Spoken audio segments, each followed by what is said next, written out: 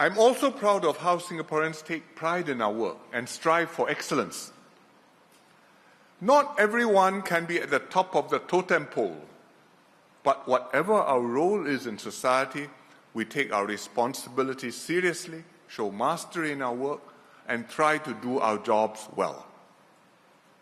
And whatever the role of the person is you're talking to, you talk to him as equals, you respect him, you engage him, and 平起平坐, we are Singaporeans together.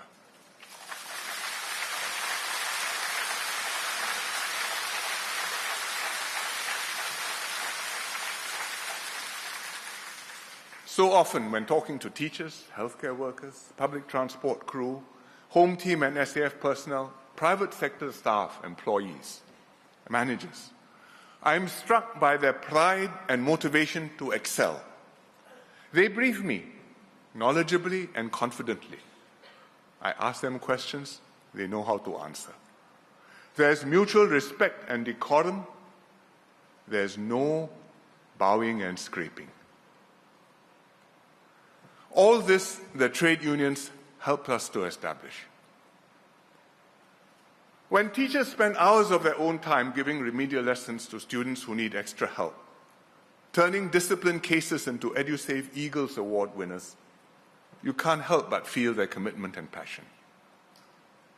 When policemen and SCDF personnel not only put their lives on the line at work, but also come forward as first responders, even when off duty, and sometimes if they're on a date, their girlfriend comes forward to help too.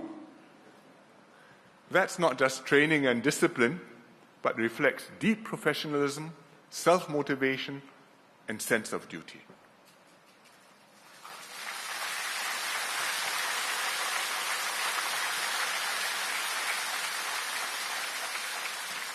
And when healthcare teams go the extra mile for patients, not just the surgeon who operates on you, but also all the other healthcare professionals in the team, the operating theatre team, the nurses, the dietitians, the therapists, who look after you post-op to ensure that you recover well and without complications. These are people who have not just a job, but a vocation and a passion to serve. Ours is a society that takes pride in whatever we do and makes a point of doing it well. A society that's egalitarian and meritocratic in its ethos, where those who have done well feel a sense of duty to give back to the society that nurtured them. This fundamental mindset permeates our whole society. Because we got these fundamentals right, we were prepared and resilient when crisis hit. In the global financial crisis in 2008, we expected the worst. Nobody could tell what would happen to the global economy. We feared a prolonged, deep recession and mass unemployment. But with our strong reserves, we rolled out the Jobs Credit Scheme and Special Risk Sharing Initiative to help businesses and workers weather the storm. Unions worked with employers to cut costs, save jobs. These measures worked much better than we hoped, and our economy recovered faster than expected. As Lim Swee Say used to say, we upturned the downturn.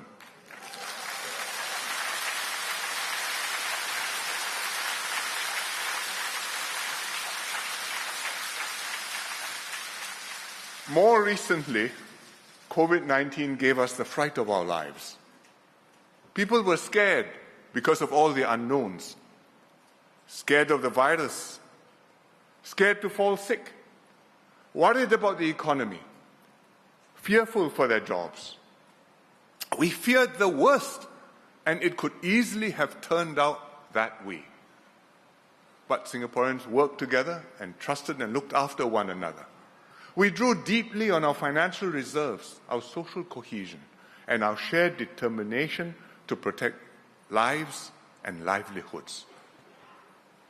The unions did their part again, so we not only pulled through, but emerged stronger, faring much better than many other countries. We became a stronger people, a better society, a more unified nation. Our track record of keeping our own house in order has been key to building up our standing in the world. Wherever I go, whether to a big or small country, whether to an advanced country in the West or a developing state in Africa or Latin America, people have high regard for Singapore. They may not know a lot about us, but they have heard enough to be impressed and to want to emulate us. It is always humbling when I meet other leaders at international conferences who ask me, "Where are you from?" And after I introduce myself, they say, "I wish my country could be like Singapore."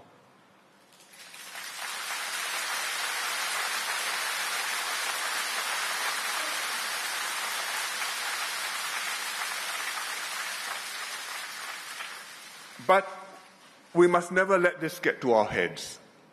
On the contrary, we must zealously uphold our reputation and work hard to build it up through active, creative, and principled diplomacy.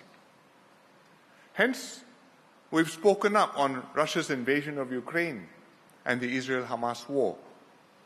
We enhanced cooperation with our closest neighbors and settled some long-standing issues with them.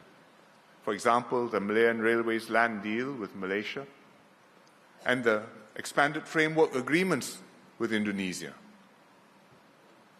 With big powers, we maintain good relations despite growing geopolitical tensions between them.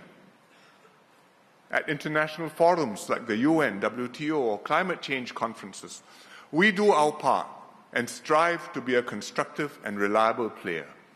And we've built up a reputation. Singaporean ministers and officials, they know their stuff and they make a contribution. This is how a small country can make friends, advance our interests, and stand tall. Singaporeans have every reason to be proud of our international standing, proud of what we've achieved together, and proud to call ourselves Singaporeans. Long may this little red dot